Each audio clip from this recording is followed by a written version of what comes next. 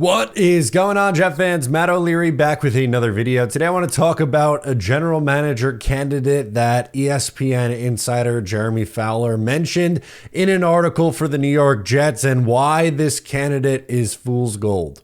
So Jeremy Fowler wrote an article discussing some of the names that the New York Jets very well could be looking at to interview and hire to be the next general manager for the New York Jets. Joe Douglas out. They will be doing a search for GM, coach, hopefully a president of football operations as well.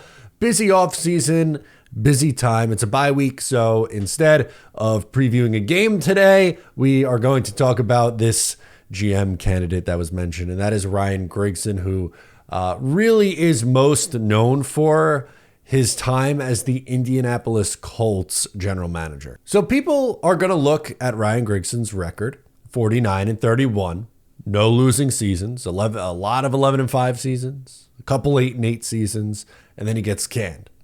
He drafted Andrew Luck first overall in 2012. Naturally, this is a no-brainer, right? Like, wow, okay, guy has a winning record. Guy has been the GM of a team that's won playoff games. They got to an AFC championship game. Again, never had a losing season. The Jets haven't had a winning season since 2015. This has to be the right choice. No. Not the right choice in the slightest. Yes, he drafted Andrew Luck. But you or I watching this video in 2012, if we had the number one pick and we decided we're moving off of Peyton Manning, we're going to take Andrew Luck also in that draft. And it worked out very well for the Colts until it didn't, by the way. He took many missteps along the way. And one of the biggest reasons why Andrew Luck surprisingly retired from the NFL in 2019 was on the back of just horrible Ryan Grigson decision after horrible Grigson decision. He had some first round misses in Philip Dorsett and Bjorn Werner, a defensive end who really just didn't end up doing all that much at the level. He drafted a center, which ended up working, but that was towards the end of his tenure anyway. He tried to address the offensive line. This is the thing. It feels like Joe Douglas, honestly, except for he actually won. But it took forever for the Indianapolis Colts to get the offensive line right. And it was actually after Grigson left that they got their offensive line to its peak. And they tried. It just didn't work. They had mid-round swing misses. They tried to sign big free agent tickets, free agency targets on the offensive line. And they were never able to do it. And at the end of the day, that's something that ended up costing Andrew Luck. Look at these results. People are making thousands every month betting on sports completely risk-free. The secret, they're using OddsJam. OddsJam isn't just another betting app on the market. It's turning the entire system in your favor. Here's how. OddsJam uses arbitrage betting.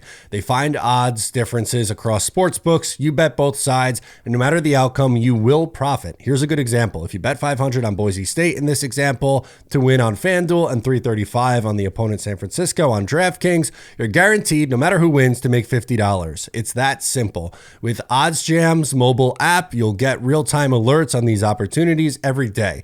People are making thousands monthly, and to get you started, use code O'Leary for 35% off and a 7-day free trial. I'll guarantee that you profit during the trial, but if you don't for whatever reason, cancel with one click, no questions asked.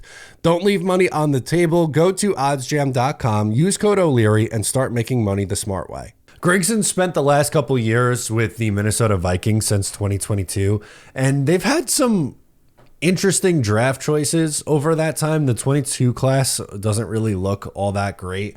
A lot of fans began to blame Grigson for those decisions because, there was some success in 2020 and 2021 and 2019, but from 22 through 24, there's some questionable ones. And, Jordan Addison, I think, is a good pick that they had in the first round of 2023. They're hoping J.J. McCarthy is a good pick, but, Lewis Seen, their first rounder from 2022, not playing. They haven't gotten a ton from some of these guys.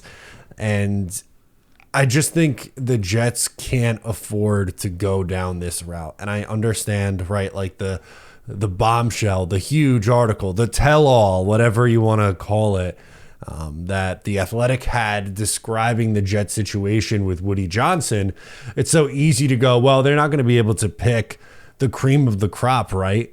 Well, there is only 32 jobs in the league. GM pays well.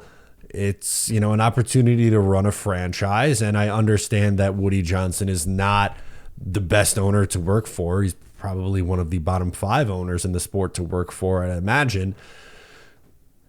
It's still an opportunity to be a GM. There's only so many of those to go around. And I just really hope that they're not picking from the bottom of the barrel and settling for a Ryan Grigson. That's what it'd feel like. It'd be settling, and I could already see it, the spins of, oh, well, this guy, he was the GM of a team that went to the championship game. They made the playoffs 3 years in a row. We got to dig a little bit deeper than that. Got to be able to dig a little bit deeper in order to find the downfalls and like why it wasn't successful and why Andrew Luck ended up retiring early from the NFL. So count me out. Officially, here's my stance. Count me out on Ryan Grigson. Guys, that'll do it. I'm Matt O'Leary. I'll catch you next time.